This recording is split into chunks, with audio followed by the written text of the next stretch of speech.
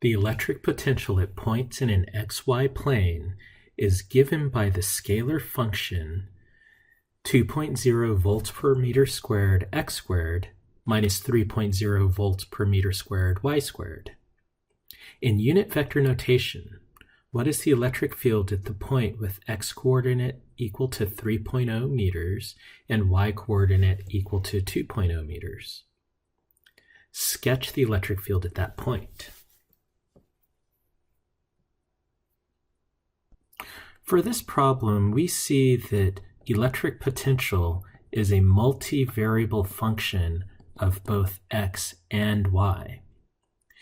I am going to express the electric potential as ax squared minus by squared, where we are defining a to be equal to 2.0 volts per meter squared, and b to be defined as 3.0 volts per meter squared. Our goal is to find the electric field at a particular point. We're given the electric potential as a scalar function of x and y, and we know that there is a connection between the electric potential and the electric field. And that connection is given as the electric field is equal to minus the gradient of the electric potential at a point xy in space. Now remember, the gradient is a vector operator. This vector operator will allow us to take the scalar and create a vector out of it that will give us the electric field. The x component of the electric field is the partial derivative of the electric potential with respect to x.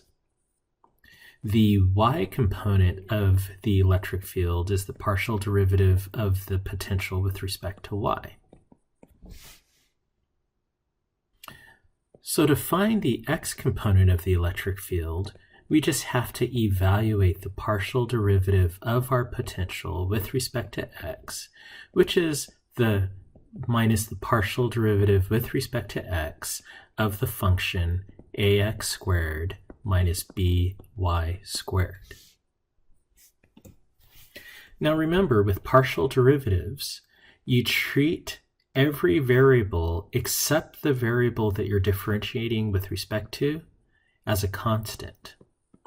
So that means that since we are differentiating with respect to x, we're going to treat the variable y as if it were a constant.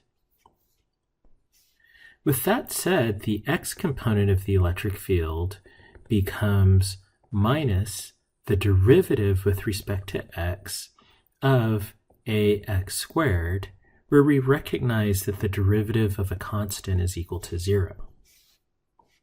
Evaluating this derivative gives us minus 2ax for the x component of the electric field. For the y component of the electric field, we'll evaluate the partial derivative of the electric potential with respect to y, which is equal to minus the partial derivative with respect to y of our electric potential function. Since we are differentiating with respect to y, and since x is a constant, I know that the derivative of this first term with respect to x, rather the derivative with respect to y, is going to be equal to 0. This means that the y component of the electric field is equal to minus the derivative with respect to y of minus by squared. Since b is a constant, when we evaluate the derivative of minus by squared, we end up with 2by.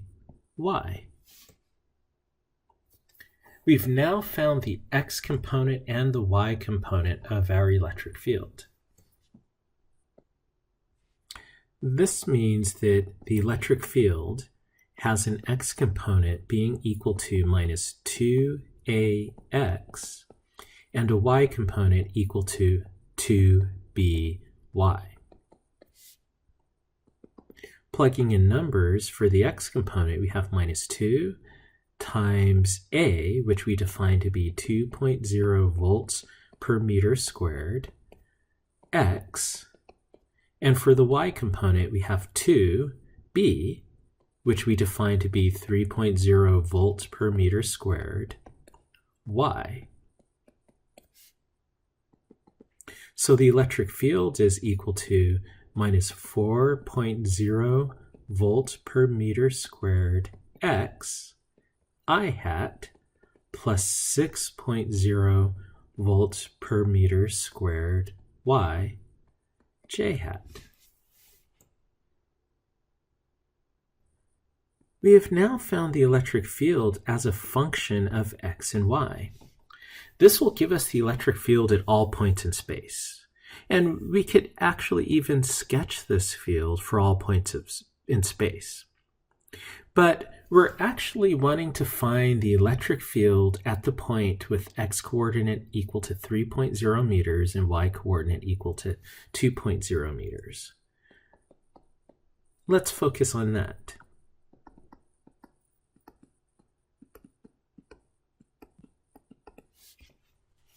The electric field is, well, the x component is 4.0 volt per meter squared times 3.0 meters. And the y component is 6.0 volts per meter squared times 2.0 meters. This gives us the electric field at the point x equals 3.0 meters and y equals 2.0 meters is equal to minus 12 volts. Okay, let's do the unit check right here. A meter in the numerator cancels with the meter in the denominator. And for the y component, a meter in the numerator cancels with the meter in the denominator. So we get volts per meter, which are units for the electric field. So the x component is equal to minus 12 volts per meter, and the y component happens to be equal to 12 volts per meter as well. So this is the electric field at the point x equals 3.0 meters and y equals 2.0 meters.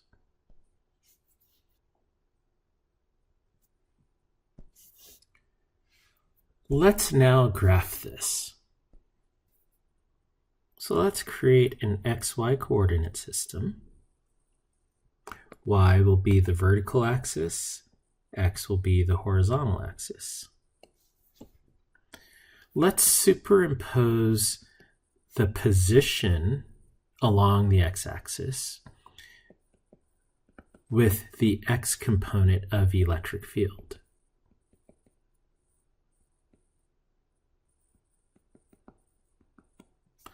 Let's also superimpose the y component of the electric field along the y-axis.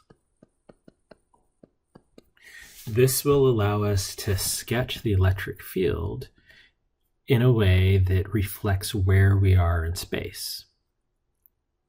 So doing some tick marks along the x-axis, each one of these will be spaced by 1 meter. And along the y-axis, the same thing. Each one will be spaced by 1 meter. We want to evaluate or sketch the electric field at the point x equals 3.0 meters and y equals 2.0 meters. So that's this point right here. Now notice the x component of the electric field is a negative 12 volts per meter. And the y component of the electric field is a positive 12 volts per meter. So that means that the electric field will be, at this point, will be pointing at 45 degrees above the positive x-axis. So I'm going to represent that like this. And the electric field isn't drawn to the scale of the position. This is scaled somewhat differently than the position, but the components of the electric field are scaled relative to each other. So we see that we have the electric field at this point pointing in the second quadrant.